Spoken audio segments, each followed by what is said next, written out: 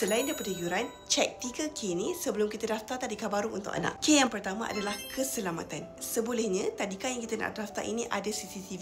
Macam-macam perkara yang berlaku sekarang ni. Jadi CCTV sangat memainkan peranan penting. Yang kedua, kalau boleh ibu ayah cuba spot check ruang makan ataupun toilet. Toilet bersih dan child friendly, insyaAllah selamat untuk anak-anak kita.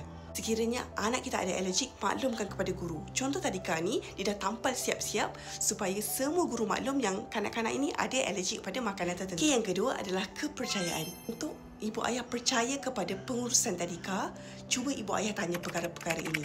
Adakah guru-guru yang mengajar ini sijil yang sepatutnya? Adakah mereka mendapat latihan? Adakah cara pengajaran mereka dinilai? Lebih percaya sekiranya tadika tersebut menyediakan macam rekod pencapaian untuk ditunjukkan kepada ibu ayah. Dan paling penting untuk tanya nisbah guru dan pelajar di tadika. Sebolehnya satu guru untuk 15 pelajar.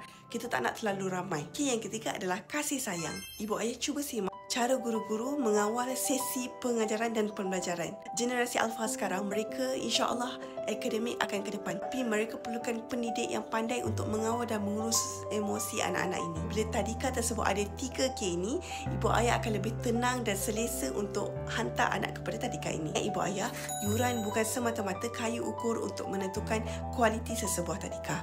Calif telah memenuhi ketiga-tiga aspek 3K ini, jadi saya buat pilihan bijak untuk pilih Little Calif.